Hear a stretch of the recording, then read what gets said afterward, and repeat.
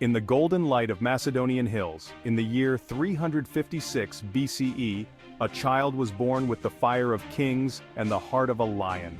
His name was Alexander, son of Philip II, the warrior king, and Olympias, a queen of fierce ambition. From the moment he opened his eyes to the world, destiny had chosen him not just to lead, but to reshape the very fabric of history.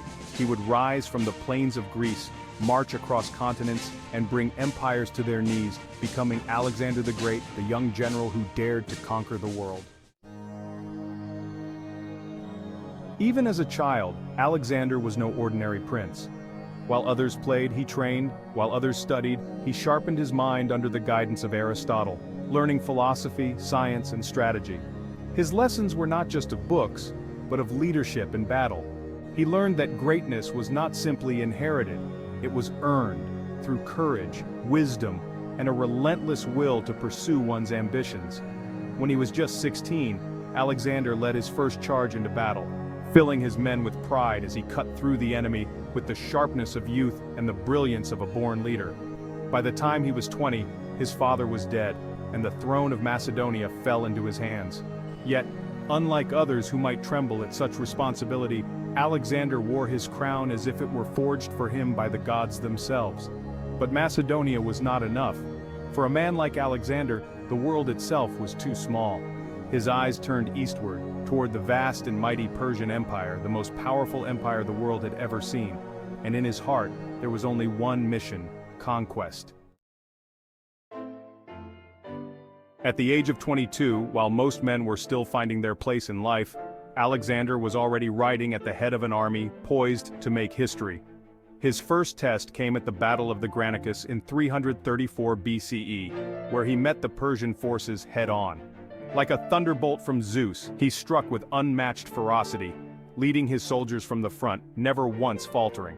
Victory was swift, but it was only the beginning. In every battle that followed, Alexander proved his genius. He faced Darius III, the great king of Persia, at the Battle of Issus in 333 BCE, vastly outnumbered but not outmatched. With a boldness that could inspire generations, Alexander charged directly at Darius, sending the Persian king fleeing. The world had never seen such audacity, such brilliance in the art of war. The Persian Empire, mighty and ancient, began to crumble under the weight of this young general's ambition. But Alexander was not just a conqueror of lands, he was a conqueror of hearts. He saw beyond the battlefield, beyond the walls of cities. He respected the cultures he encountered, understanding that true power lay not in destruction but in unity. He married the worlds of Greece and Persia, blending them into a new empire that would shape civilization for centuries. The eastward quest. But for Alexander, even Persia was not enough. His ambition was boundless. In 326 BCE, he led his army further into the unknown lands of India. Here, he faced King Porus at the Battle of the Hydaspes River. The battle was fierce, the enemy strong, but Alexander's resolve was unshakable. He triumphed once more, showing the world that there was no force on earth that could stand in his way. Yet even in the glow of victory, he never lost sight of his men. He fought beside them, bled with them, and shared in their struggles. His courage was not from a throne, but from the battlefield, and it inspired a loyalty that would carry his army to the edges of the known world. The tragedy of mortality. But in the end, Alexander was still human, and even the greatest among men cannot escape the grasp of death. In 323 BCE, at the age of 32, having conquered much of the known world, Alexander fell ill in the city of Babylon. Despite his youth, despite his strength, the world's most brilliant general met a cruel and untimely end. Death, in its humbling finality, claimed the man who had made the gods themselves seem small.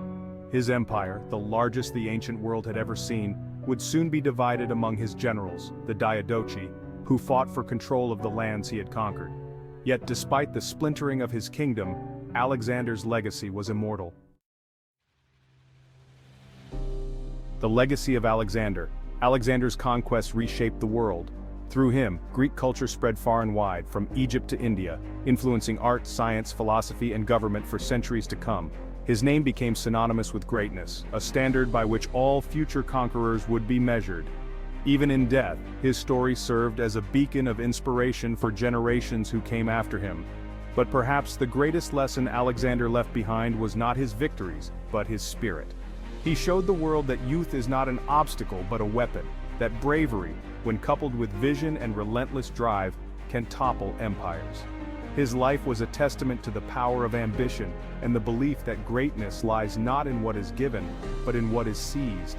Though death came for Alexander, as it does for all men, his legend outlived him, echoing across the ages. He proved that mortality can claim the body, but never the dream. And for those who dare to be great, for those who look beyond the horizon and choose to act with courage, Alexander's spirit lives on. He may have been defeated by death, but in life, Alexander the Great conquered the world, and in doing so, he conquered time itself.